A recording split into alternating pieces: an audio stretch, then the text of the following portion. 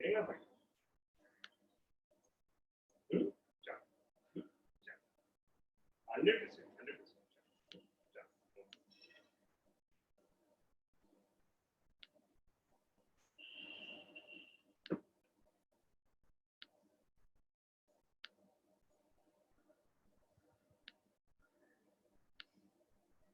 मैंने तेरा खुला सुपरवाइजर था, बात कर सकते हैं? Okay, now make me understand this. I'm not understand. Yeah.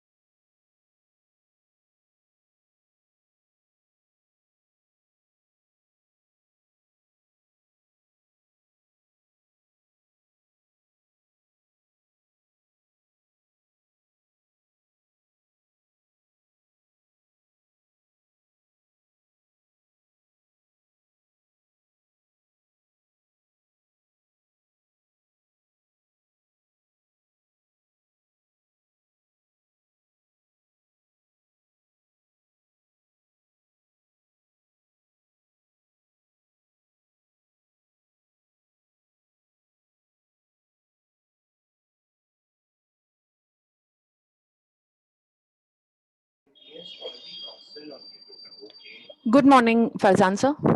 Yes, good morning. Can you give me access? I want to just share my presentation. Yes, you. 1 second, sir. Okay, so I have to.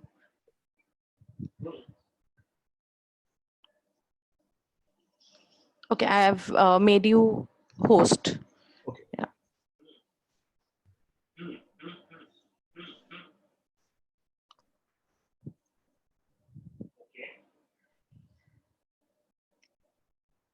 198. Oh.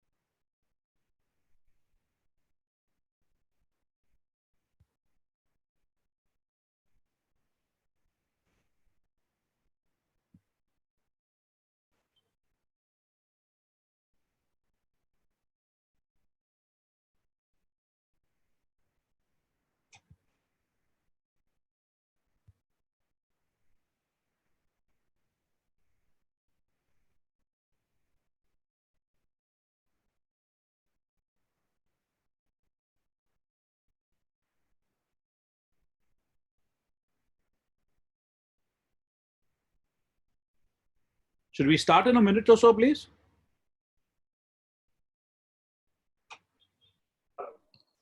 Hello. Yeah. Yes, sir, we can start.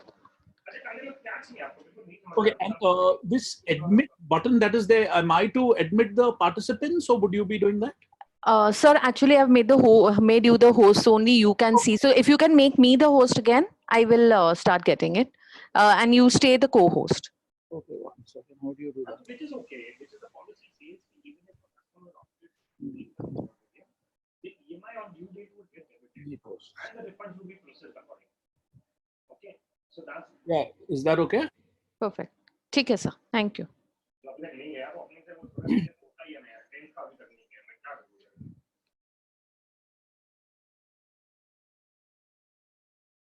Okay, should we start now?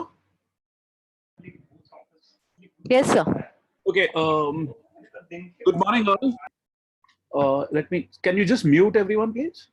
Yeah. Good morning, all. Welcome. Welcome to the webinar of the SME toolkit for family businesses to really survive and thrive. Today, what we are seeing is we are in a really precarious time in which our businesses and the economy has been hit by COVID-19. It's a historical day on which we are having this webinar. For the first time in the history, the crude prices have gone negative. So, probably it's once in a lifetime thing when the price of crude of a commodity really goes negative. Uh, yeah, am I audible? Am I audible? Yes, you are audible. Okay. No, I read a message saying that I cannot. Yeah. No, you're very much audible. Okay. So as I said, it's a historical day in which we are having this webinar for the first time ever. The crude prices, the future crude prices, have gone in really negative territory. In theory, a lot of us would always really say that a commodity technically cannot really go into negative because there is always some kind of cost as far as extraction of the commodity is concerned. The procurement of the commodity is concerned. But we are no doubt about, in historical times, very unprecedented territory. And in these turbulent times, a lot of things in terms of the financial markets, economies will happen around the world and are continue happening. So let us, to start with, let us just get a feel on what really is the COVID-19 and what are we hit with. Probably it's the biggest economic devastation in 80 years, the biggest pandemic in about 100 years, the greatest intervention by central banks, governments around the world, where they are trying to revive the economy. It has resulted in a worldwide recession. There's a lot of talk that whether we will get into recession or no. In my opinion, the worldwide economy is already in a recession. Millions of small enterprises have shut shop for last couple of weeks and continue to do so with uncertainty when they will resume, how they will resume, resulting in many jobs being lost. The whole issue has become one of survival of human life, survival of business, and really testing times as far as everyone is concerned. So a lot of us that are family business owners and small owners, there are two worries. One is in terms of health of survival, and second is in terms of continuity as far as business is concerned. So what we will try over the next hour and a half to do is basically run through that what we can really do as a small business. How do we survive this period? What should be done? How we can really look at it? And how do we look beyond COVID? That, after COVID, how do we really look at things?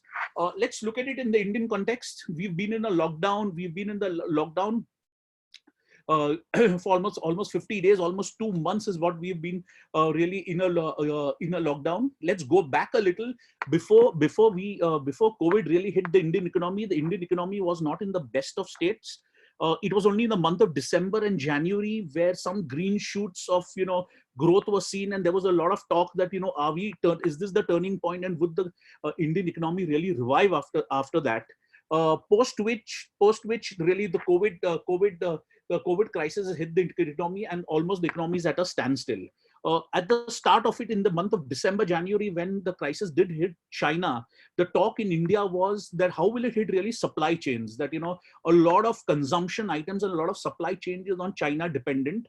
Please be extremely clear today. Almost 20% of the world GDP is contributed by China, and they play one of the most significant parts as far as the supply chain management around the world is concerned. Hence, it's a very significant economy, and in a connected world, if one large country like China really gets affected, it's devastation as far as around the world is concerned. Probably in the month of January, India, including India, did not realize that this spread of virus would really happen around the world, and the problem, right from only a supply chain problem, would really become an existential problem, and which has happened really today.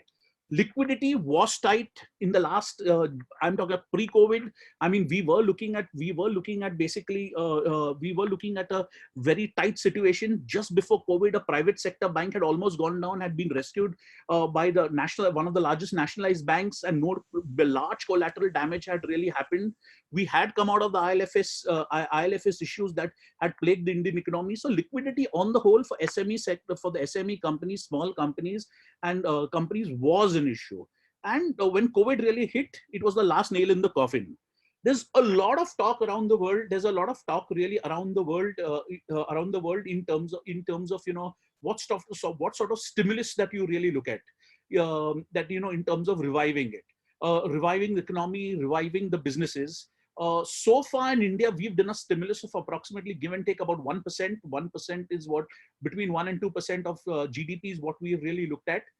There's a lot of talk that that's not really enough, because look at United States, US has done about 11% of GDP, Japan 20%, Singapore 15%. But please keep in mind that when we do this kind of stimulus, we do not have the ability to keep printing notes like the Federal Reserve's over and over again. Hence, it is extremely important that we bear in mind that when we are doing this kind of stimulus, we keep in mind in terms of the sovereign rating.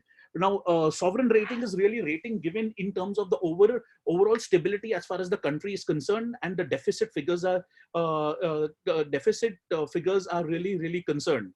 Look at what has happened to South Africa. South Africa is one country where there is a warning in terms of the sovereign rating. So India is at the brink of investment grade. If we keep printing money over and over again, there's a very high likely chance that the Indian economy moves from the investment grade to the sub-investment grade. And when that happens, it's catastrophic as far as overall context is concerned, because a lot of funds, a lot of sovereign funds, a lot of investment that come into India will only come if it's in an investment grade category, because a lot of these funds have a mandate that they will only want to invest if it is investment grade. So there's a thin balance, there's a thin line that the government really has to take in terms of amount of money, amount of stimulus it can keep giving, and to maintain the sovereign rating. Please bear in mind, how much ever the government does, it's not going to be enough, because there'll be some part of the economy always saying that, oh God, we were hit, and it is not good enough. I think, in my opinion, it's not the prerogative of the government to bear losses. Each one of us in the sectors that we represent are going to bear losses. There's no doubt about it, because today we are really in a process of lockdown. The government is not going to really compensate for losses. So bear in mind that we have to look at the government context in the overall context of a developing country, with its constraints that it has, and in what way it can really look at helping the larger individual as such. There has been a lot of a lot of talk on the Indian economy. Look at the biggest thing is in terms of exchange rate. I think there would be about 4 to 5% depreciation. We've already seen the rupee move after this COVID-19 crisis really happen. There is a lot of talk of Reserve Bank of India coming and monetizing the deficits, that is directly buying what the Fed is doing. There is a lot of talk in which, what do you really look at in terms of employment? I think the key that we have to really look at is in terms of employment. Before the COVID crisis, we were at 24% unemployment. Unemployment rate was pretty high in India. Please remember, the biggest problem that the Indian economy will suffer in the going terms is educated unemployment. That is, a lot of people would be educated, and however, they would be, unemployed. In terms of the global outsourcing share, if you look at it, it's really at about 55%, and we are the third largest startup ecosystem. So within this context, what can really the government really do? A lot of talk has been that, in what way does this compare to the 2008 crisis? Because the 2008 crisis was another large crisis that really hit the financial markets. Please remember, when the 2008 crisis happened, it was a crisis. It was a financial subprime crisis wherein banks were hit. So it was a relatively easier way to really rectify it. You rectify or sort out the top banks, and slowly you sort out the credit system, and things would come in place. What you should really remember is, Two contexts. One, the question of life versus livelihood was not there in 2008. Today, people could really freely travel. There was no hit in terms of supply. There was no lockdown, or there were no restrictions imposed. But today, the situations of survival, today the situations of livelihood, and a lot of countries, or most of the countries, are in a state of lockdown. Also, please remember, go back to 2007. We were coming back from a very, very strong economy in terms of the Indian context. So it wouldn't really be fair to really compare the 2008 to the 2020 crisis, because one was a pure financial crisis in which you could fix the banks and things could get fixed. It was not an indigenous crisis that was really there. The spillover effect did come into India. There's no doubt about it. However, it was not something that really originated from India. Similarly, in case of COVID, today we are seeing a lockdown. We are really seeing a lockdown. Even if we assume that 3rd of May, the lockdown is relaxed, it wouldn't happen that the lockdown is really relaxed all of a sudden. So today, the GDP will be hit to a very large extent. Let's look at it. Every week contributes about 2% to GDP. And we are already 6 to 8 weeks that we already been in a lockdown. So we've already taken out a large portion as far as the GDP is concerned. Even when factories and industries start, it is not that, it's like a key that you really switch on and switch off. It would take time. Supply chains would really take time. Travel would take time. So things will be extremely slow. So a lot of it, most part of 2020 would probably be a period of survival, in which you survive your business. You manage to survive the period, make ends meet. And 2021 is really, you look at in terms of a growth trajectory or growth period. What will really happen now? Let's look at it. Economic conditions post COVID. Now the crisis in terms of the virus will go probably in 3 months or 6 months. I'm sure that this is the first time where people around the world are working on a single cause of making a vaccine or a cure for the virus, so that things can really pick up. So on an optimistic note, probably in 3 months, 6 months, or 9 months, today we will have come some kind of solution. So in terms of the economy opening up, in 9 to 12 months, there will be an opening as far as the economy is concerned. Please remember, the stock market moves on liquidity, not on economic fundamentals. What really happened last night, or what has happened today, is wherein the future price of crude has gone into negative. It is again completely liquidity driven. So a lot of us following the financial markets will say that on March 23rd, 24th, when the Indian market hit the lowest point, we've recovered almost about 15 to 16 to 20%. Well, that recovery is in place, but the fundamentals are really, there's nothing changed in terms of fundamentals, because you really look at the amount of money or liquidity that is really coming in. With the amount of money that is being printed around the world, a lot of money will move to the Indian markets, because emerging economies or emerging markets are an economy that are a market asset class that people would look at. And within the emerging economies, you put China out. Please remember, we were always competing in terms of either foreign investments, maybe foreign portfolio investments, that short-term investments, as well as FDI with China, because they were also considered the biggest rival for the emerging economies. With this anti-China rhetoric that's really happening around the world, a lot of money will move into India and continue to move into India. So a lot of times what could happen, the stock market is way ahead. So in stock market terms, we are looking at, you've already discounted as far as the Q3 and Q4 is concerned. So people are already talking of 2021 in the stock market. But fair enough, there is no recovery as far as Q3, Q4 is concerned. How fast will we really recover there? So at this juncture, just looking at the stock market may not give you a right gauge of how the overall economy is really performing. There's a lot of debate in how will we come out of it. Will we come out of it in a V-shaped recovery? A V-shaped recovery is we've fallen really fast because of the lockdown. Things are in a logjam, and we really come about fast, and things will recover probably in 3 to 4 months. That's a possibility. Another is a U-shaped recovery. A U-shape would really take time, in which today there would be permanent damage in terms of supply chains are concerned. There would be damage in terms of overall consumption is concerned. So we are looking at a relatively longer period. In a relatively longer period, we are looking at anywhere between about 6 to 9 months. And the worst of it would be an L-shaped recovery, wherein we say we would take about 12 to 15 months to really come out of it. So the best thing where governments and people look at it is, you really hope that you want a V-shaped recovery, but you really prepare for a L-shaped recovery. So in terms of preparation, prepare for a L-shaped, and you really look at as far as a V-shaped recovery is concerned. But please remember, all these theories are in place as far as normal economic conditions and recessions are concerned. Today we have a question of survival. So in my opinion, a VUL may not work. What could happen is probably a W-shaped scenario could happen, wherein what happens is the lockdown will open, things will come to normalcy, and we would see the spread of virus again, and we would end up in a lockdown again.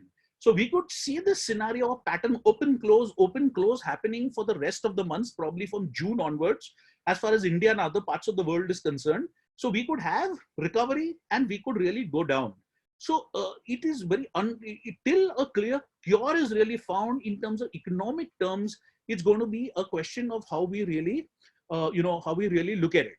At the same time, let's be extremely clear, human beings are social animals. Okay, is it that we'll never go for an IPL match? Is it that we'll never go for a coffee shop, or we'll never go for a cinema hall? We'll never go to see a movie? The question is that we will never, it is when will we really go about it? How fast can we really go about it? Because there are certain things like a match or probably a movie hall where economics do not pertain social distancing. So it may not happen. We are blessed with a very, very large population. So in a country with 130 crore people, it's extremely difficult to really have a scenario wherein you have social distancing. So as you know, a lot of people say social distancing could be a privilege of the rich nations. However, in a country like India, where population density is humongous, social distancing is a problem. Keeping that factor into mind, we will have to really determine that how recovery will take place, when recovery will take place. At the same time, what we've seen with the Chinese experience is there's a lot of revenge consumption that could take place. Revenge consumptions today, we are sitting at home for the last 4 to 6 weeks. So when things open up, partially when things open up, say probably a mall opens up or probably shops open up, so on and so forth, we would go and spend. We would go and spend a little more than we would go and spend normally. So that's another revenge consumption that could take place, that has been witnessed as far as the Chinese economy is concerned. So keeping this context in mind, we have to really shape the business for the next few months and the next few years. We cannot really say that this is going to be permanent. It's not that the lockdown is going to be permanent. Things will pick up. When things pick up, we should be in a business, in terms of a position in a business, that we make the best out, really, best out of it. Now let's put it in the context of SMEs or family businesses. Most family businesses would really come about in the categories of SMEs. So that's why I would collectively refer it as SMEs.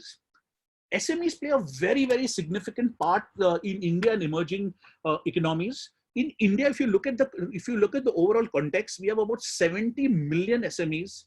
They contribute 30% to GDP, 40% of the working population works in these SMEs, and about 110 million people. So a lot of people really are associated as far as SME is concerned. A large part of these SMEs really come in the unorganized sector, where they function either in the parallel economy or they are completely unorganized.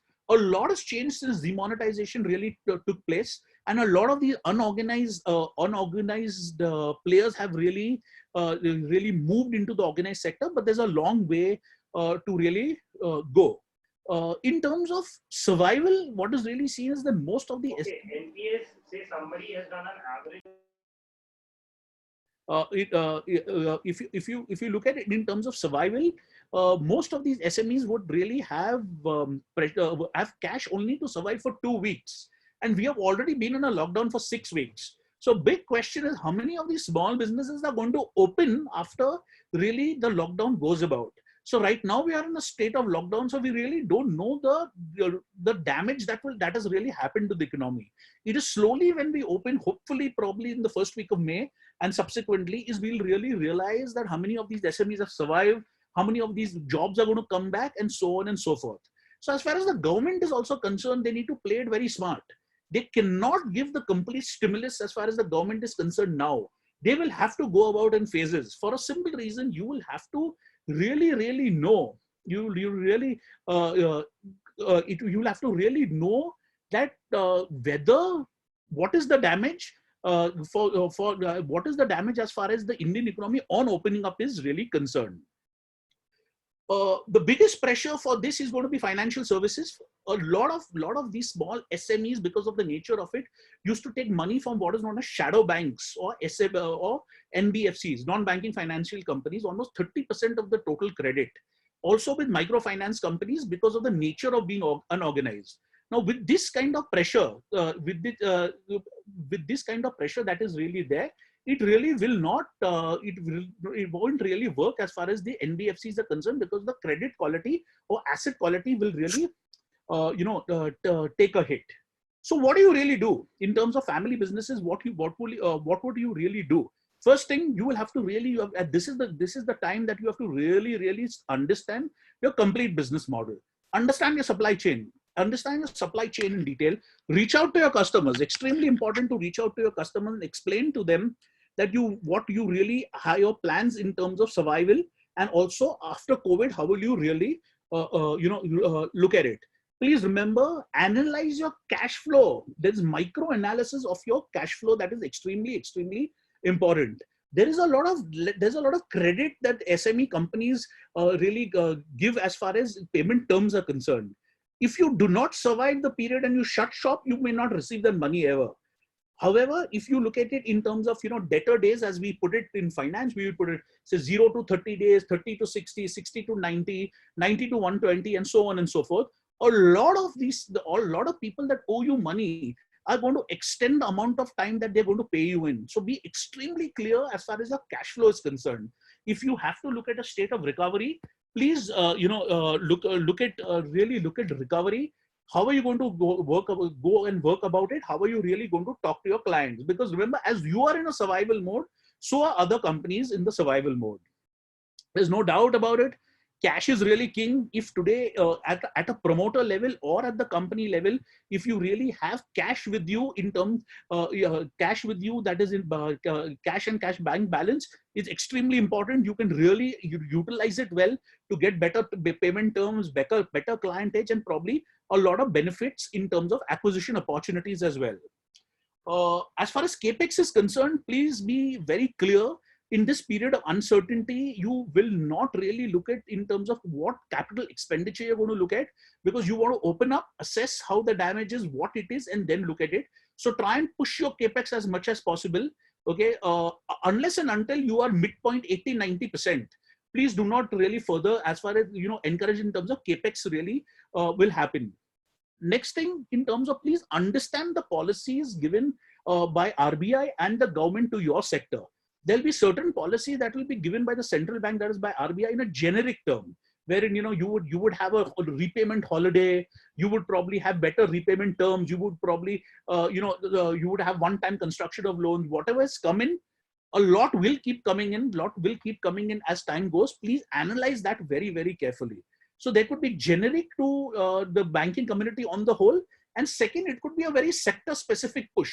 Today, government may come up with a very sector-specific push that has policies for your sector. So please sit down and get a fathom of what really is important. Please remember, at these times, please look at cash flow rather than profitability. So there's been a lot of talk in terms of capitalization. The first move that RBI did, where they said we have given you a 3 months holiday in terms of repayment. So in financial terms, what you're really doing is you're capitalizing your interest. So a lot of people said that, what is the benefit that, I have to really end up paying more? Fair enough, valid point. But what have they given you is they've given you a cash flow respite. So what they are looking at, what the government is looking at, is a survival mode. So should businesses look at a survival mode, that you should really survive today. Maybe you pay a little more later on when things are normal. So please look at cash flows very clearly rather than, profitability. Extremely important, communicate to your staff. A lot of small businesses will be having anywhere between 5 to 50 employees. like you have uncertainty on what the future is going to hold, similarly, the people working for you today have a lot of uncertainty in which our salary is really going to come about. How is it going to really come about? What is it? And what is the plan of continuity? So be very, very clear. So the government has really requested that you go ahead and pay salaries and don't have any job cuts. But we've witnessed that in the last week to 10 days, a lot of companies, big and large, have come out really very openly and said either they're going to keep salaries on hold or reduce salaries. So that uncertainty that is really there should be really communicated. Look at credit in whatever form that is possible. Please remember, it will be extremely difficult. It will be extremely difficult as far as credit consumption in the near term is concerned. Getting new credit from banks or changing a bank at this moment may not be the right strategy, because today usually what would happen is, probably if your bank is giving you X exposure, today some other bank would want to really give you a better exposure and move a relationship.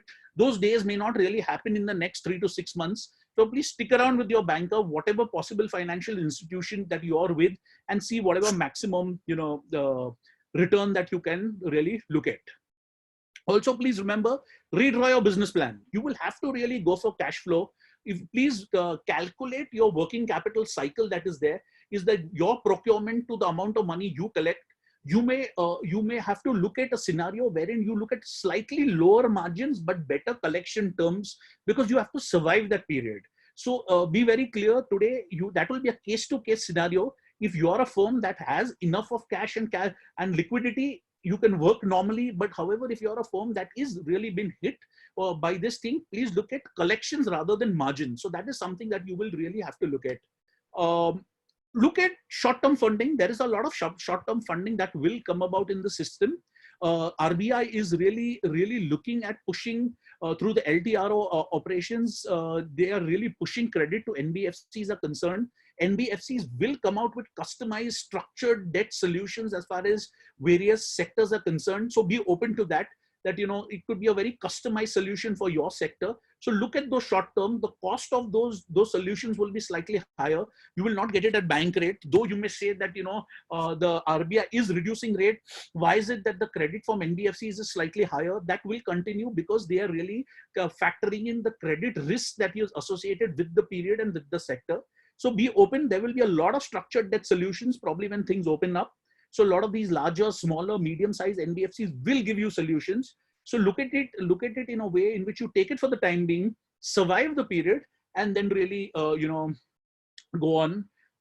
Be extremely clear. Though 3rd May, even if things open up on 3rd May, it is not that you will really be able to function normally. Things will have to probably change in the way either you function, or it will really take time in terms of really opening up the complete economy is concerned. You may have to spend a little bit in terms of capital expenditure. If you are a factory, you're a manufacturing concern, in order to implement social distancing per se as such, maybe a bit about capex would be required. You'll have to really factor in terms of those expenses are concerned. You may have to change your business plan in terms of probably labor is concerned, procurement is concerned, so on and so forth. A lot of procurement may move to micro territories, because if inter-district movement is going to be restricted even in the future. As I said, there is a very high possibility we open up on 3rd of May. The government assesses how the situation is, and then probably after a month or 15 days says that, listen, this is really not working, let's shut down again. So this on-off could keep taking place over this period of 2020, and inter-district movement would be difficult. So though you would have the supply chains coming from all over India, maybe a lot of disruption in terms of your manufacturing may happen if it's not from the micro market. So you will have to probably really look at it. Again, as I said, cash is king. A lot of acquisition opportunities can come in as far as your businesses are concerned. Acquisition in terms of clients, the first, because clients will really want better payment terms.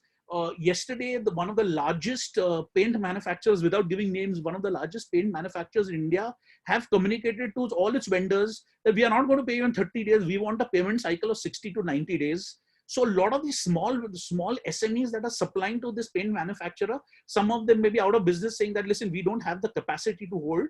But the people who have cash will really be able to take advantage of this opportunity and capture market share. So if you have cash, you can probably take a lot of market shares. Similarly, a lot of these smaller players that can't survive, they'll be up for acquisitions, they'll be up for sale. So be extremely open within your domain that, if there are certain opportunities in terms of, acquisitions, they will come about.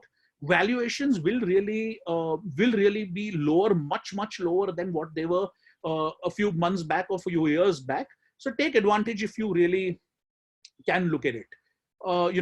Renegotiate in terms of your all your commercial contracts, especially if you have a lease, if you really have, you have godowns, you have offices, etc., renegotiate it.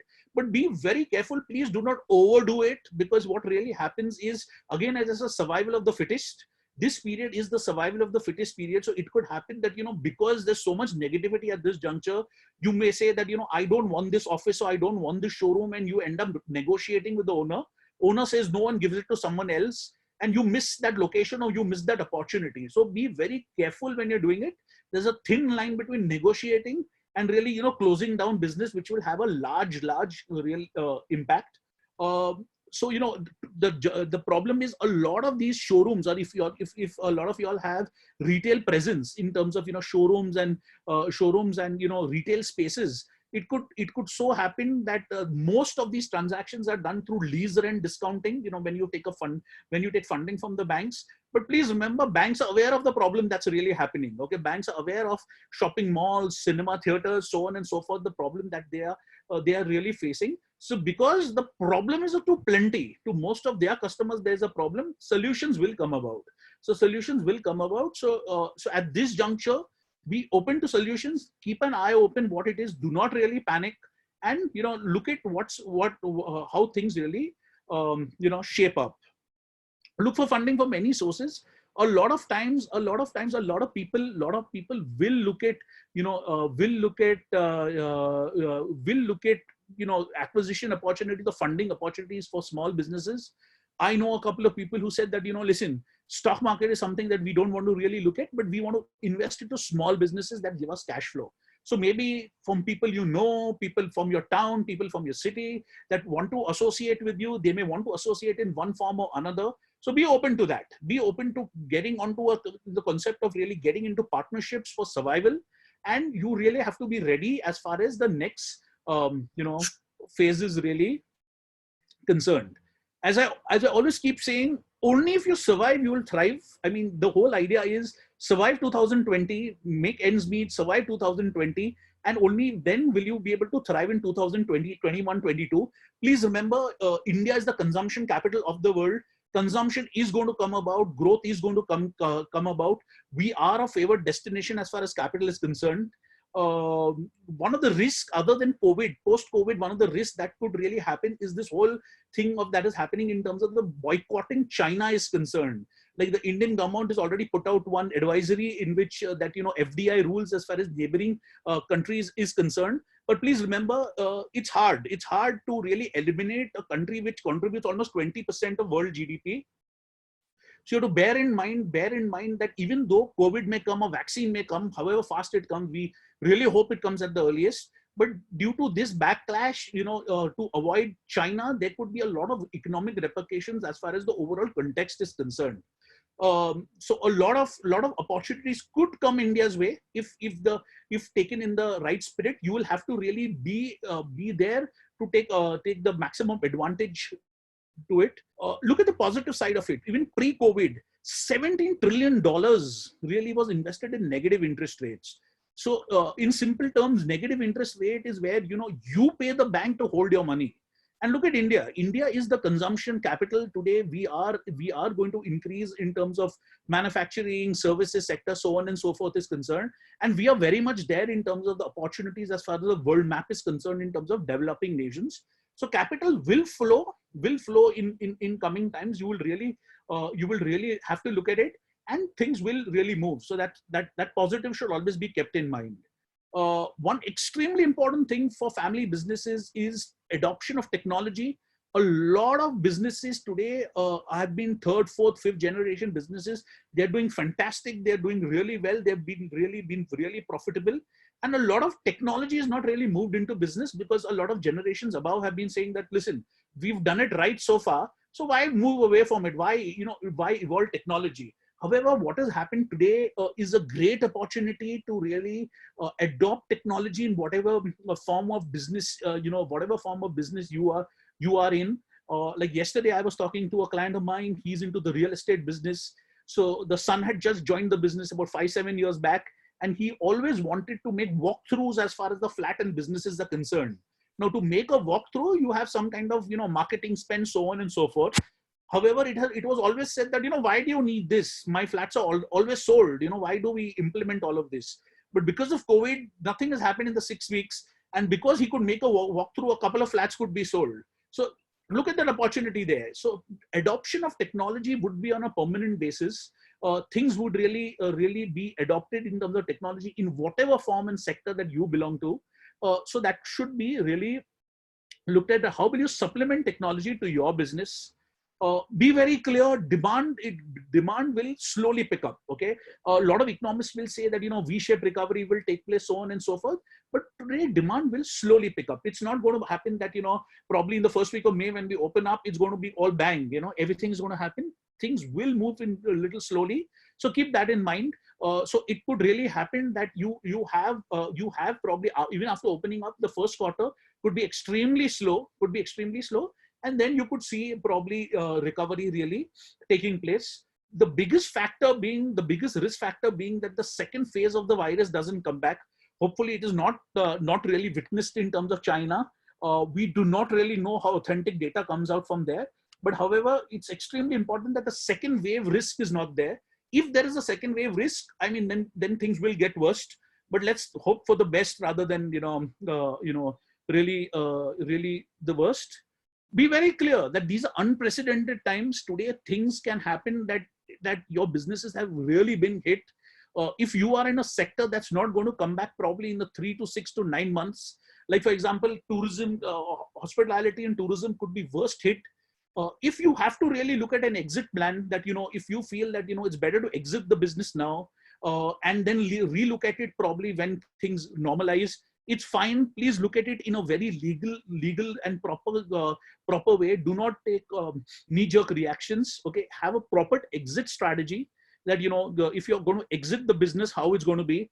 Like I know someone who has a great fine dine restaurant in Mumbai. They are looking at exiting the business because they said that it's not going to come back in the next 6 to 9 months. Even if it does really come back, we will not be able to maintain the social distancing, and overall the model will not work. So in that case, please really look at a legal recourse. What are your legal recourse? What are your legal repercussions? And then you really go on in terms of exit. But the most important, you change your business plan. There's a time where you will have to really change your business plan. You may have to change the sector in which you operate. You may have to diversify. You may have to really stick around there. But most important is these are unprecedented times. This happens once in 100 years. Hopefully will not happen again. Okay, and if we survive this period, I think we are going to really survive and thrive. So I think do not lose hope. And you are in the right country. You are in the right setup. And things will really happen. So I think things will go on, and you should really survive that period. Thank you so much, guys. Thank you. Any questions, please, if you all can.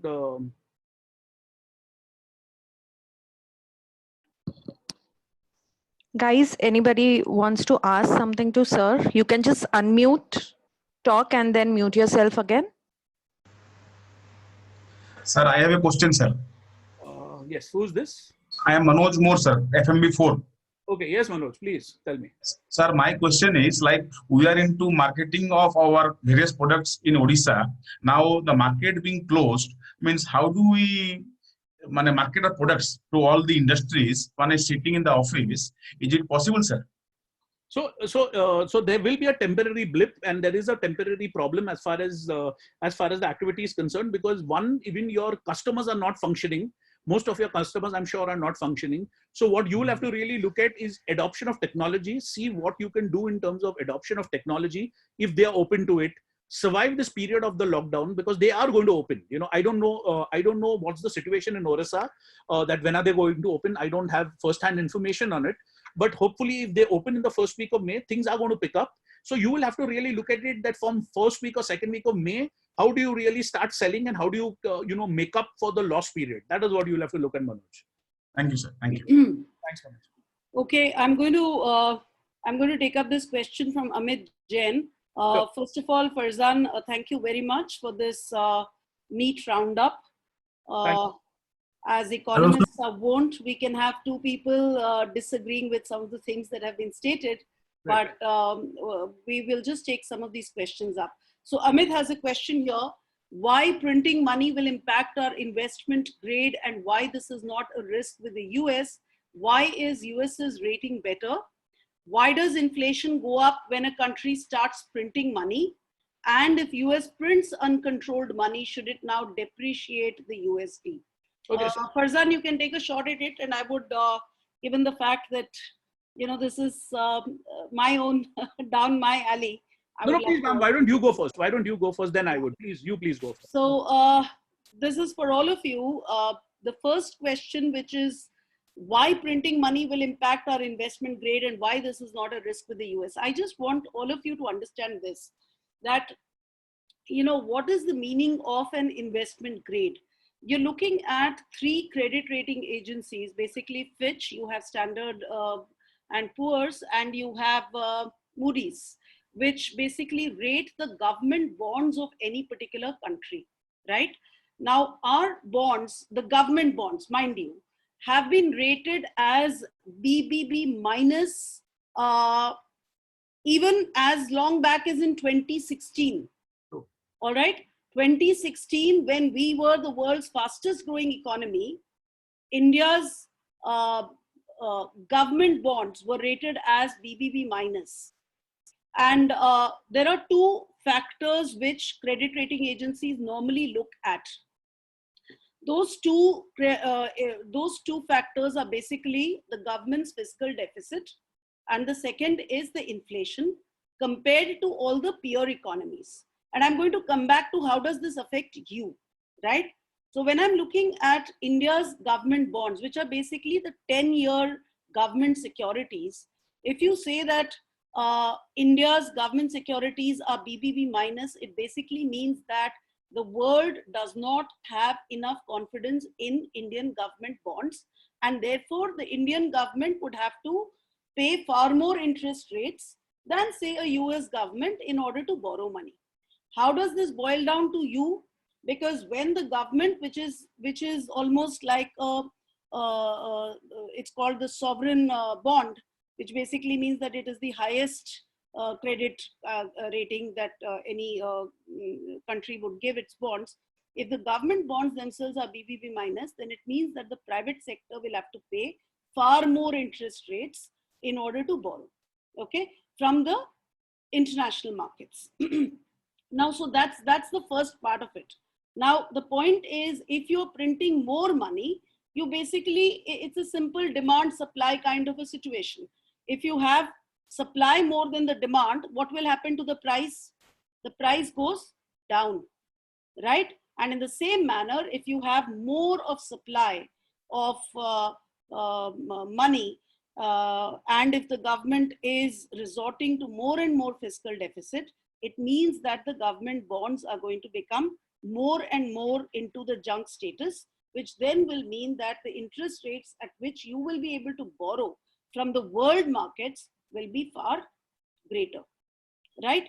So why is the US's rating better? Because whether you like it or not, the dollar is the international currency, right? It's the international reserve currency, especially when you have these kind of difficult times.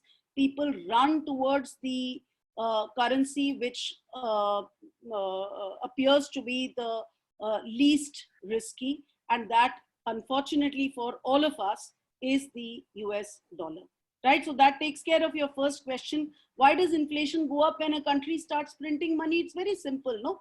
That when you print more money, you have more money in the hands than what you can buy. So if the supply of goods and services is lesser, that's how it works, And what's the third question? If US prints uncontrolled money, should it now depreciate the USD? The depreciation of the USD is not likely to happen. As I told you, the depreciation will depend on whether or not the demand for the US currency goes down. And if the US currency continues to be the preferred currency, it will not depreciate. Okay, Saurabh is asking a question. Does it take care of Amit? Is that okay? Okay. Do you see Yes, ma'am.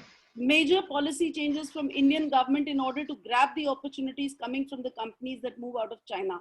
Farzan.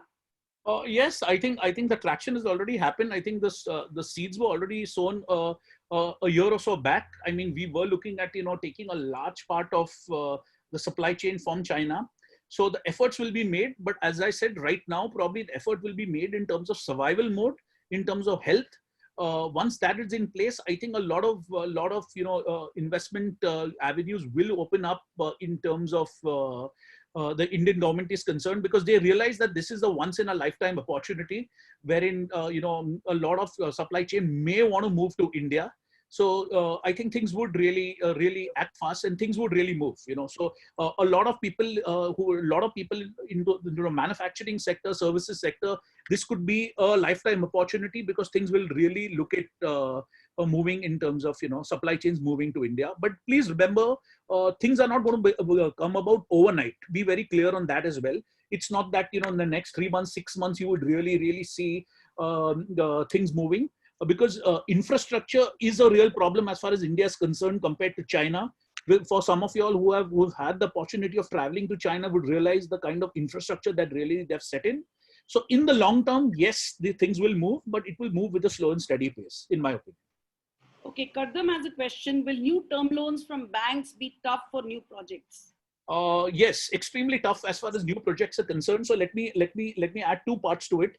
If you are a company that is probably taken money from a venture capital, private equity, or in that case, even a lot of these private equity venture capital people have really looked at this scenario in supporting their portfolio companies for survival rather than making new investments. Similarly, as far as banks are concerned, the biggest concern for banks will be they do not want the good companies or good assets to turn bad at this juncture. So there will be a lot of support to the existing clients. But as far as new projects are concerned, credit will be difficult. Credit will be difficult, at least in the immediate term. But over a period of time, I think things should open up a little. But it would be difficult to get, if it would be difficult to really go about and get more credit. Okay. Mihir has a question. He's in the high fashion business. What is your view on the upcoming months or the year as far as the high fashion business is concerned? Good question, Mihir. I mean, in my limited understanding of your domain is, I think people will buy high fashion items and goods if people get the opportunity of socializing and going out. So we really don't know how things are going to open up in 2020.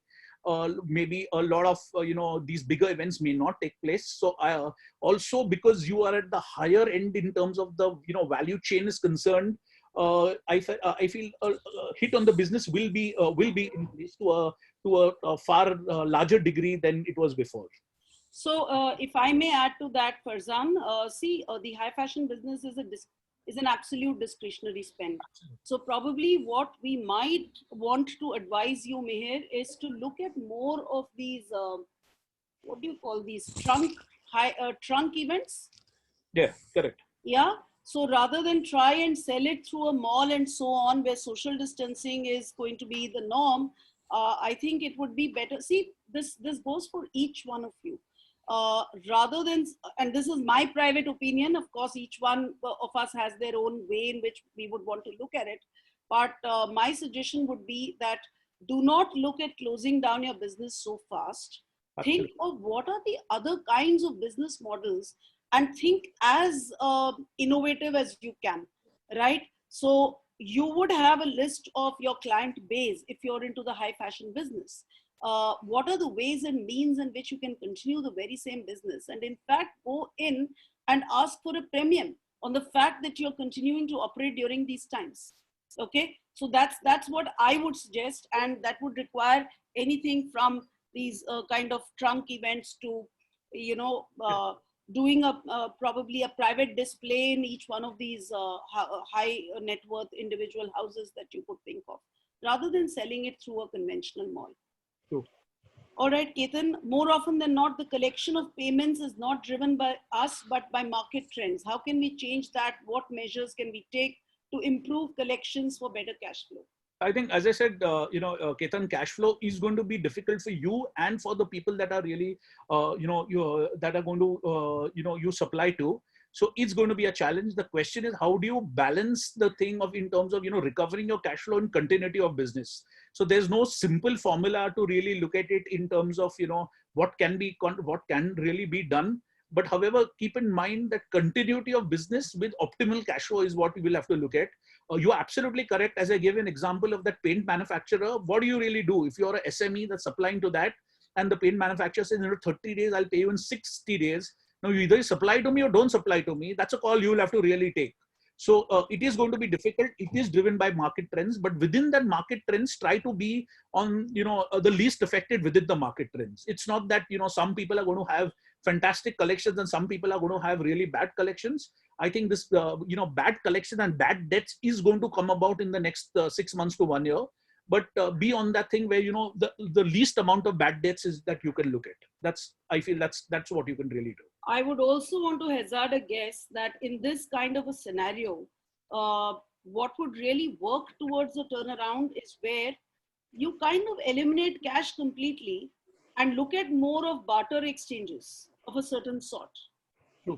So that could probably be the kind of trigger which would be required for turning around the economy. Because if it's going to be purely cash driven and each one of you would want the cash before supplying something, I think it's going to be a difficult situation. Just to add to that, I know a couple of real estate people that are going to probably open up, they are in districts where things will open up probably in this week or next. They are looking at a barter system already. They are talking to their cement suppliers, they are talking to their RCC suppliers that, listen, you're going to supply me goods worth X. Why don't you do one thing? I don't really have the money to give you, but I will give you a property. I'll give you a flat or office that I'm making in lieu of that.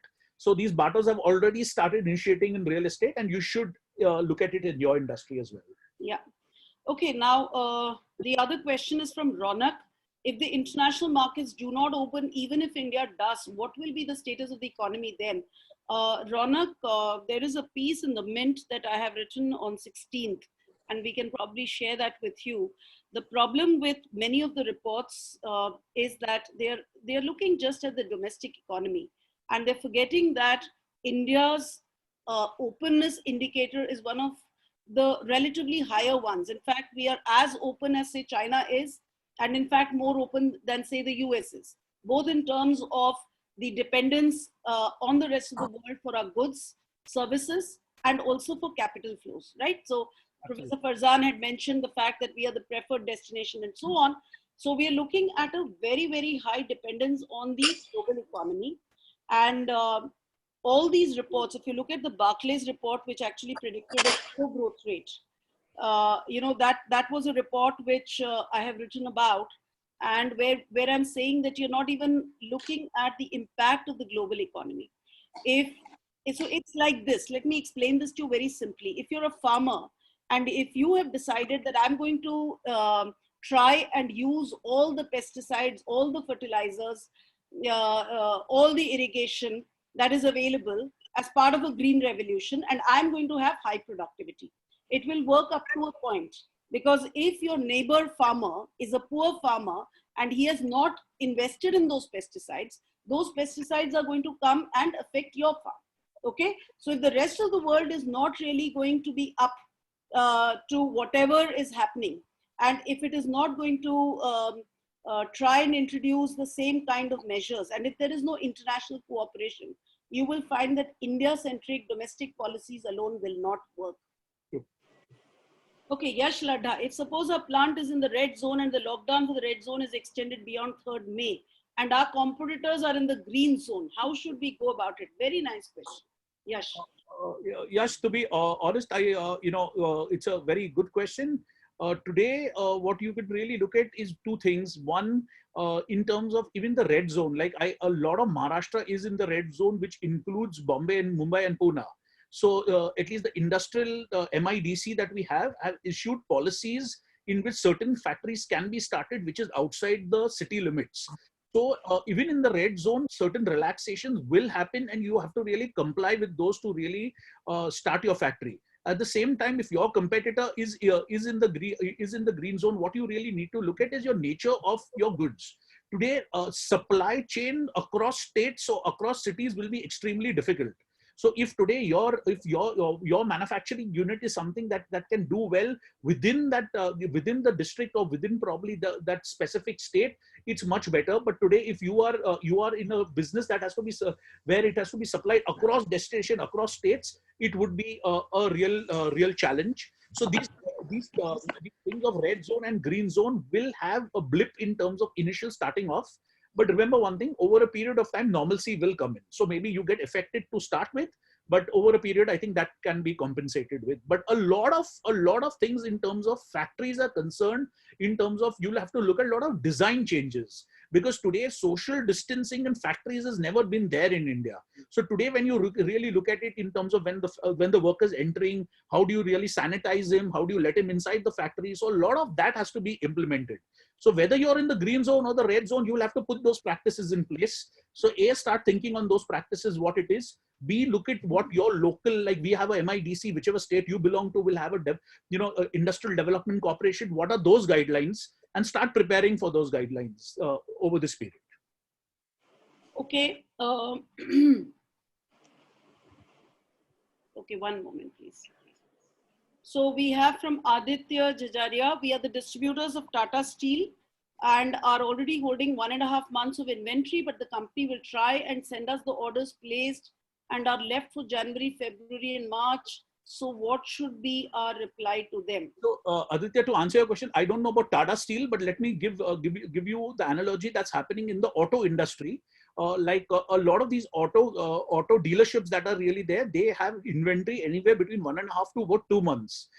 So whether it is two-wheelers or whether it is four-wheelers. So what has really happened is, this push in terms of these OEMs to really giving them inventory every month, that has really stopped. Okay, that has really stopped. So if in your case it is Tata Steel, you'll have to really communicate to them very clearly through your dealers association or association that you really have, all India or your state association, that what the situation in your state or district is, and whether you can take this kind of new inventory or you will not be able to take new inventory. Also, you will have to look at it. I don't know the nature of your inventory, whether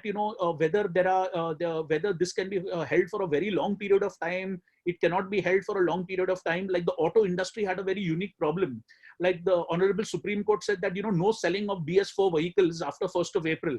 So that was a big problem, because in shutdown, most of the auto dealerships were shut down from 21st of March. So they were left with a lot of BS4 stock which they couldn't sell to the normal public. So, but solutions have come from OEMs, whether one way or another. So I think it is best to reach out to Tata Steel and seek a solution with them. And I would also like to add there, Aditya, that, one is communication. Get them to kind of postpone some of these things. And in the unlikely event of them not agreeing to it, I'm sure there would be legal recourse through a force majeure kind of a thing. But that would require an expert opinion. But I think that should be possible, right? Okay, Akshay, for a business that has niche products that is not going to come under essentials or even as primary requirement, what would be the scope for businesses like that? How is reviving the market going to be like? So Akshay, very, very, very good point. I mean, there has been a lot of talk, especially as far as the Pune market is concerned, where a lot of IT companies are there, and now they've said that, work from home. So a lot of IT employees have come back and said that, listen, our router, probably a laptop and probably hardware is something that comes under essential services, because without which we will not be able to function. So this definition of essential service will keep refining, will keep changing probably on a daily, weekly basis as and when things really, really open up. But the first thing, as the government understands it, it's your day-to-day requirement and medical, which is essential. Post which they'll keep adding things as far as essentials are concerned. So as the situation improves in your zone, you will see more and more things added to that list over a period of time. That's the way it will really move. Okay, from Bharat, opinion on the likely impact on inflation of this lockdown, since demand will not surface for a while and the production will start. You want to take that, man? Do you want to? So, look, when you're looking at inflation, if you have in mind the CPI, then you can very well see straight away that the food is one particular item which is going to go through an increase, right? Your oil prices have gone down dramatically. So all in all, I would think that the likely impact from the production point of view as far as inflation is concerned on you should be positive as producers, right? As consumers, I would think that it would be a difficult kind of scenario, but as a producer, I think you don't need to worry about that for a while. Okay, from Rakshit, Indian government is about to roll out a fiscal stimulus for the SMEs. Will we be able to take advantage of this package even if we are not registered under the SMEs at the moment? Doubtful. Doubtful. Yeah, doubtful. I think, Rakshit, you'll have to really, they will only look at two criteria here.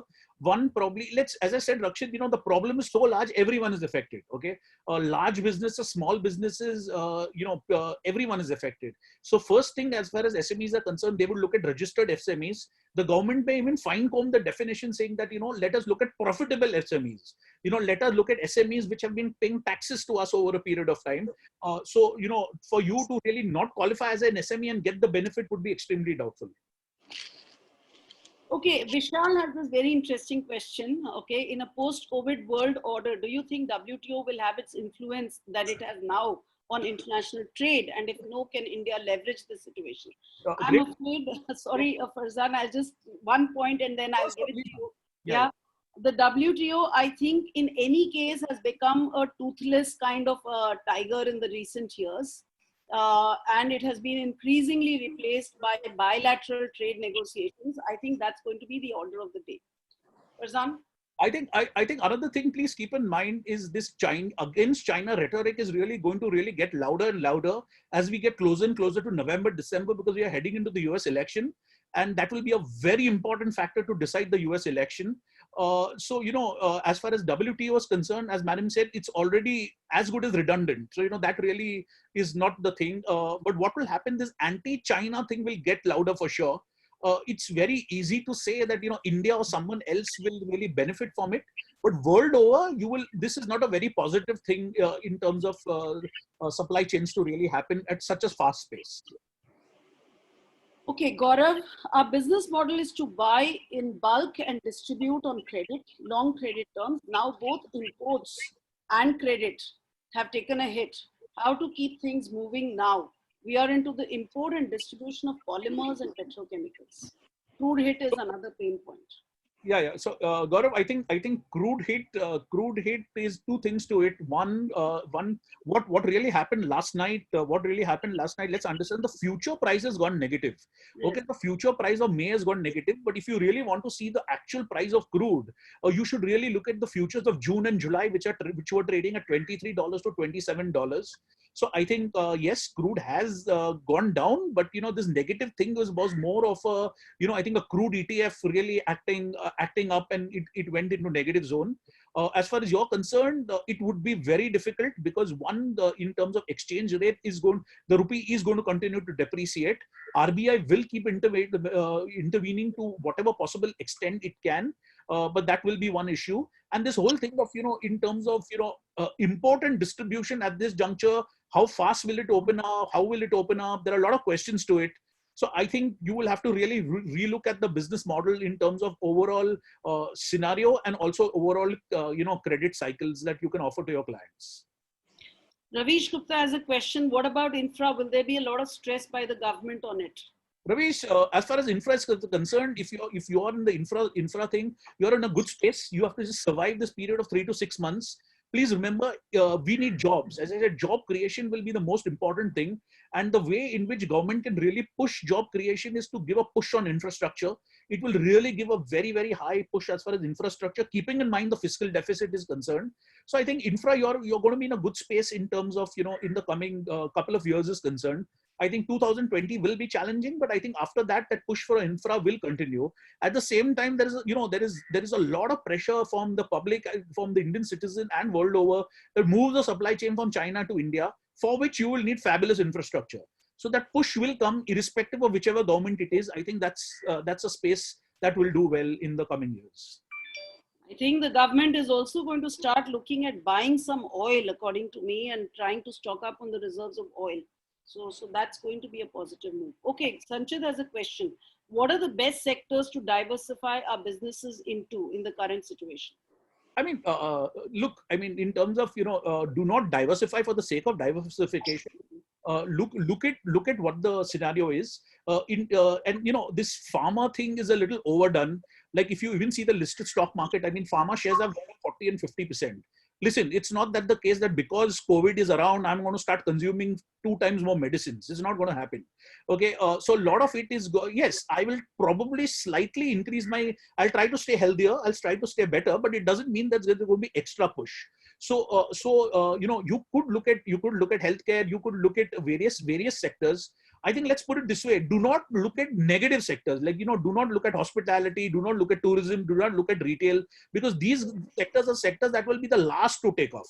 That kind of thing. Like, the largest cinema chain in India, the chairman was very clear that, listen, we are going to be the last people who are going to take off as far as cinema hall is concerned. Because let's take an assumption, even on 3rd of May, if things open up in your respective cities, I don't think so you're going to be comfortable taking you and your family to a cinema hall where someone coughs or sneezes and you're sitting in that same hall. So it's going to be difficult. So don't diversify for the sake of it. If you get a great opportunity, look at it, in terms of, diversification. Yeah, so, all right. I think that's very sensible advice. And what I would also suggest to all of you is that within your own sectors, as I said, you will have to look at other kinds of models. So the discretionary good items are things which will not really take off immediately, but the real estate, I'm not as pessimistic about real estate as some of the newspaper reports have been stating. Okay, the one point that I wanted to make is, yes, when you're looking at diversification or even running your existing businesses, the important point is for you to get realistic about how do you look at margins. What was it that you were earning earlier? What is it that is likely to be the new norm now? I think that is what the expectation is what has to change. Okay, I'm taking the other question. I'll just interrupt on the real estate bit. Even my take is, I think this negativity on real estate is a little overdone for 2 reasons. I think, this work from home, people are saying that, look, listen, 25% people are going to work from home. It's not going to happen for 2 reasons. One, we do not really have that kind of infrastructure set up as far as home is concerned. A lot of people are struggling even today with bandwidth. Okay, so that's the first thing. Second is, space is a problem. If you look at a place like Mumbai, if you're staying in a joint family, really working from home and having that kind of space is a problem. So this work from home is a little overdone, and I don't think so it's going to make that much of an impact as far as real estate is concerned. Yes, it will go a little slow, but I don't think so. Even my opinion, it's not going to be that badly hit. Okay. What about footwear retail? What do you think will be the future of this sector in the coming year? Pinakin Thakkar. I think what you could look at is just change the model of selling the footwear. I mean, you may not really have a shop in which people are coming in and really, really buying it. You will have to really look at the technology and the e-commerce way of selling it, and supplement yourself with the gig economy to move it across. I think it's not that people are not going to buy footwear. They are going to buy footwear. The consumption will keep increasing in India, but only you'll have to probably tweak the way in which you sell rather than tweak your industry, in my opinion. We are in a hotel business. Since travel and hospitality industry is the worst hit and will be the slowest to recover, is it a good idea to approach a hospital chain or a brand and convert it into a hospital, keeping in mind that there is no recession in the healthcare sector at present? Okay, so Ankit, 2 things to it. One, as I said, please do not have knee-jerk reactions. Okay, please remember that when you say hospitals, it's a very different business to be in. If it's a very complex business to be in, unlike hospitality. So unless and until you really have that skill set of healthcare sector, it's an extremely difficult business. If you look at hospitals and hospital chains around India, a lot of them are loss-making and not doing well. So it's not to say that that sector will just keep blooming as far as booming as far as the near future is really concerned. As far as hotels are concerned, you'll have to really wait and watch. Okay, you'll have to really wait and watch how things will happen. What are the norms that come in world over and India in terms of social distancing? I think people will travel. I mean, we are social animals and we will get on to travel. Now, how are these norms? What it is? You may have to tweak the way in which it is there for 3, 6, 9 months. But do not jump into a sector where you don't have real expertise. Unless and until you have that expertise, please don't look at in terms of hospitals, because as I said, pharma hospitals at this juncture, all of a sudden is a little overdone. But don't jump into it. Okay, Aditya, would hiring a product consultant help with the opportunity to provide newer products to the Indian market for manufacturing? I think absolutely. I think this is an opportunity to really look at tweaking manufacturing practices and getting best knowledge and best practices. So whether it's a consultant or whether it's an employee, I think you should really be open to the idea of change and really the idea of really adopting. Like I know a couple of units within MIDC that have taken consultants in place that listen, even when we start, please advise us what it is. So I think you will have to look at some kind of scenario of expert help in that regard. Okay, Emmanuel has a very interesting question. Will gold jewelry business be considered luxury product or a wise investment as compared to other options available in the market? I just want to make one point before Farzan, you take this over. Sure. On a lighter note, I've been posting this on my Facebook page that, unless and until jewelry manufacturers are going to start making probably gold and silver masks, we are not going to see a revival of the jewelry as a discretionary spend for some time is out. Okay, because if you look at multiple people, I mean, and if you're following the social media, people are basically now understanding the comfort kind of products, okay? Basically homeware and lounging in your home clothes and so on. So jewelry at this point of time may not be the right kind of thing to focus on, but yes, as an investment option, I think gold continues to be a premium quality investment option. Farzan, your take on that? I will break it up into two parts as you did, ma'am. I think gold as an asset class is fantastic to have an asset investing into gold, because I think way the dollars have been is really been printed in the US. I think as an asset class, it's a class to reckon with. But as far as jewelry is concerned, yes, it will take a backseat. At the same time, please understand your business model, how you're going to really sell this jewelry. If you have a very large setup, very large retail showroom, I think that's going to be the problem. I mean, so you will have to really, one, as a jewelry business as such will take hit, plus as a retail, outlet, you will have additional problems. So you will have to really relook at it. So if you are a jeweler, you will have to probably look at, making money in gold as an asset class rather than, selling of jewelry. That is something that you have to look at. Right. Okay, so Kuzai very thankfully or very helpfully has shared the link of that article. You can read that. Saurabh, we will share those links with you, sure. Amit asks, what in your opinion can be expected from the Indian government and the RBI? More of Keynes' approach or more of Hayek's approach, as I think it would give a lot of direction. Okay, see, I think considering that the lowest financial stimulus has been given in India in these times. Okay, so I am going to disagree a little bit with what Farzan said in terms of the printing of the currency notes not being an option. Okay, because and that the only probably central bank which could do that is the Fed. We might see some kind of a return to the monetization of the fiscal deficit in the coming months. Okay, what do you mean by that? Basically, in 2003, there was an act called the FRBM, which basically wherein the government said that, all right, we are going to be people who will have some kind of self-control. And earlier, suppose say there was a gap between the government's revenue and the government's expenditure, it would simply go out and sell some governments, and I'm putting this very loosely for the sake of people who would not want to understand jargon. So the government would basically print government securities, go and give it to the RBI, which would in turn give it notes, right? So essentially you're putting more and more currency, you're monetizing the deficit.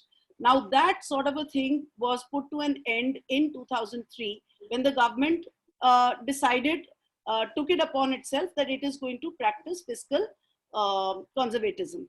Now, that is something which is being challenged today, where people are saying that, look, maybe for a little point of time, we will need to do this kind of a monetizing of the fiscal deficit.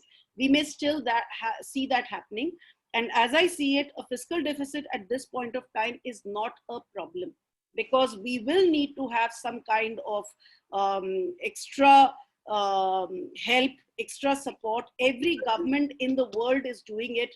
There's no reason why the Indian government would not do it.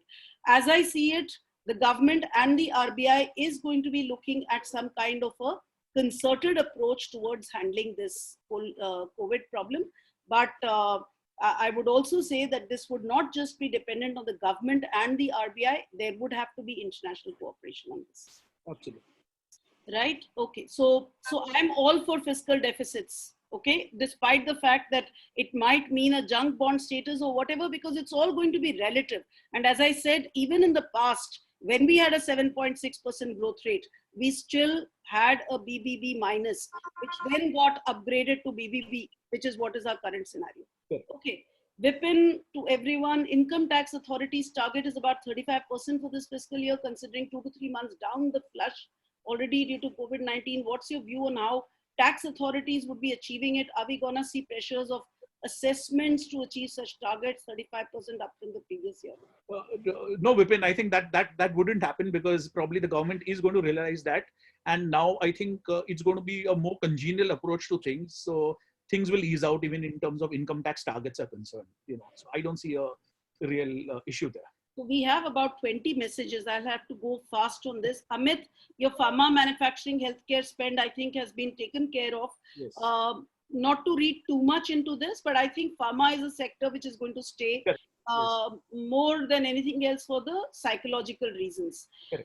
Will FMCG production and movement barriers on an interstate level continue for the coming months? We are B2B manufacturers.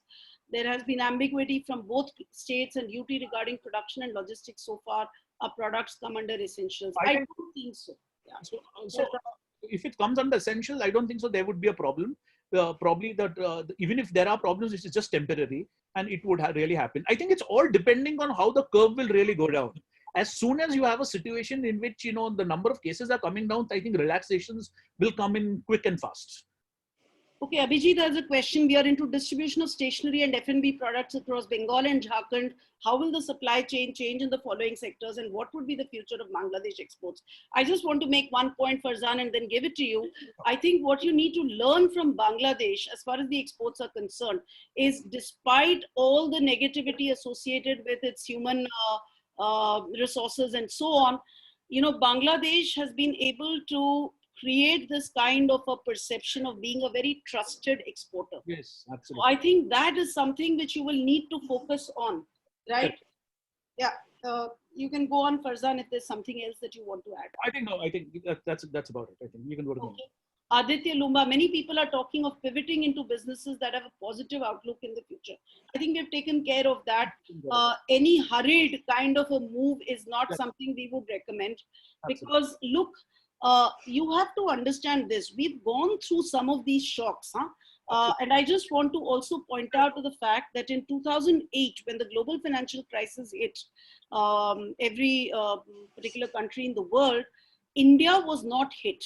And the reason for that is nothing else besides the fact that the government raised its fiscal deficit to close to 6.8% of the GDP.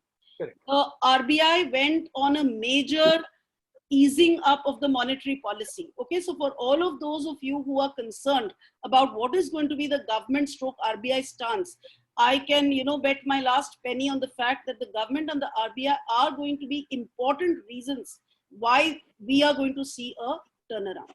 Absolutely. Right? So their role is going to be critical. So let's not be pessimistic about the role of the government and the RBI. Kardam, if your product comes under essentials already in many states, interstate transactions have opened up. All right, thank you very much. Aditya, given current circumstances, in which quarter do you think we should start investments to pivot into new businesses. Yes, Farzan, do you want I think if you're looking at new investments, I mean, two parts to it. If you're getting certain businesses that steal away valuations. I don't mean stock market valuations, but unlisted steal away valuations. I think you can look at it probably in this quarter, next, or probably Q4. But if you're looking at, probably making pure investments, I think look at Q1 of next year, not now. I would also like to add here, Farzan, that, I am aware of several of these PE companies which are actually looking at steel buys. Absolutely. Okay, buys which are going to be real steels. The second thing on the capex, I would also want to provide a slightly different note from what Farzan had said. This is going to be the time when your interest rates are going to be low as well, right? So if you have the capacity, and if you are in an industry which is not discretionary, okay, I think it's a good idea for you not to really, and if you think that the demand planning is something which you're able to do well, it might not be a wrong idea to actually invest in some kind of longer term investments. That would be my viewpoint, for example. Yeah. We are into installation of rooftop solar power plants. Will the rebound in this industry take a long time? Not really. I mean, it's. I think after this opening up is really concerned. I think your industry has problems which were different and not associated with COVID. Aja. Okay. All right. Meet RBI guidelines being followed at PSU banks versus private banks. It's seen that private banks are not providing relief as well as the PSU banks are. No. So just to answer that question, so a lot of not only private sector banks, let's not generalize it. Some public sector banks have been proactive in really reaching out to customers and saying that, listen, this is an offer, please go ahead. If you want it, let us know. At the same time, certain banks have not really been proactive. So it's a bank-to-bank case. If your bank, the bank you associated, is not very proactive, reach out to the bank that, listen, this is what the RBI said, and this is what I think I am eligible with. You have to reach out to your bank. It really depends. You can't generalize. Okay. Just as a question, you mentioned that it's a good time for acquisitions. Would you suggest to go ahead with acquisitions to increase business and also consider just funding the acquisition through debt? Yeah, so two things. As I said, please look at your situation in terms of if you're holding a substantial amount of cash and you have access to capital, it's a great time to look at acquisitions because you will get discount. As far as debt is concerned, if you're getting debt, it's probably at the lowest rate you will get debt today. If you get debt, I think you're looking at it. I think it's a good time if you have the resources to acquire. Correct. But it would depend on what are the kind of businesses you're acquiring. Absolutely. All right. Professional service industries such as architects, engineering consultants, which facilitate construction industry, how will these businesses get impacted and how should we approach the next few months? Okay. So, as far as professional service, can someone mute that, please? Someone has their volume turned up. Can you please?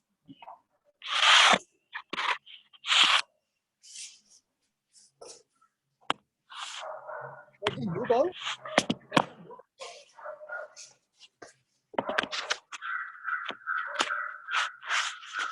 Yeah, Farzan, please go on.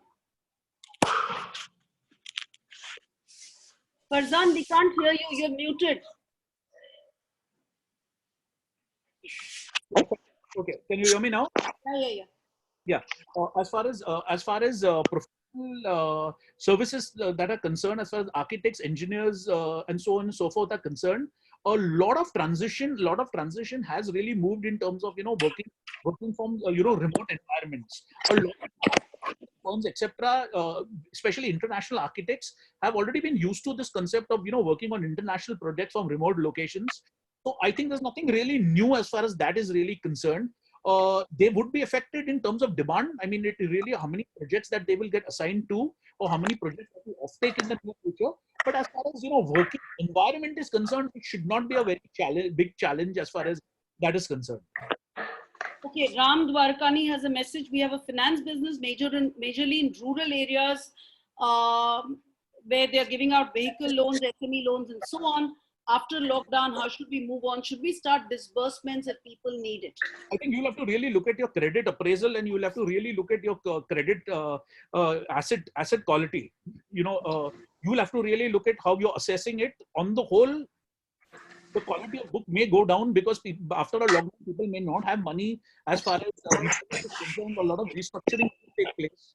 So, you'll have to really look at it in terms of who your target audience is and what practice in terms of credit assessment, that kind of thing. Trust is going to be a major aspect. Absolutely. Yeah. We are in the construction industry. There have been a lot of advisories being issued by the government in recent times regarding payments of wages and salaries during the lockdown period. Are these mandatory or only advisory in nature? I think these are mandatory, and I'm going to move on because we are going to be having one more session, Meera, this Friday from JSB Legal, which is a HR legal company. So I think this is a good question to take up there. But I believe all these are mandatory, Yes, right? You really don't have any choice on this. Okay, Shivam to everyone. Power sector, what is the view on demand and liquidity? As demand has always been there, but cash flow wise, it has been in stress always. It depends on who your client is. If it is a state government, I mean, there could be two plans. One, if you're selling to the state grid and your client is the state government, or if it is private, consumption. If it is the state government, I mean, it's really difficult to call. You'll have to really look at state by state how things are. But as far as private consumption is concerned, when factories really reopen, I think it should be okay. I mean, it should not be a larger problem as. Okay, Kardam's question, will the investment in land on a long-term perspective be a good idea? Purely depends on your cash flows, Kardam. And I would not suggest that you lock up your money in land at this point of time. And also the value of the land. I mean, at what value you really. Absolutely.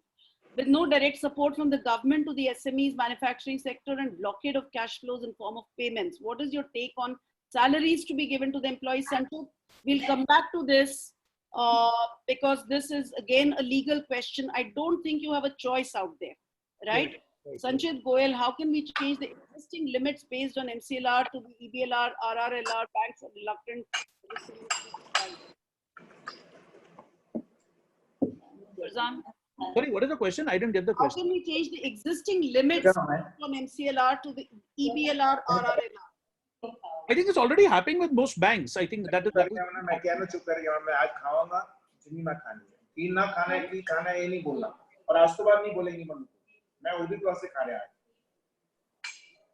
Hello? Yeah. Farzan, yeah, go on.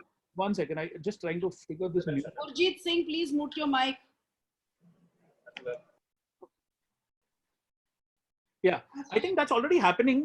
That's already happening as far as banks are concerned. So over a period of time, that transition will happen in terms of this movement. So it's already in place. Okay, I think we've taken up a whole set of questions, and thank you all very much for your for this very, very interactive kind of a participation. Thank you, Farzan, so much. Thank you. If there are any further questions, then we can take it up. We are going to have another session with Anant in the afternoon today.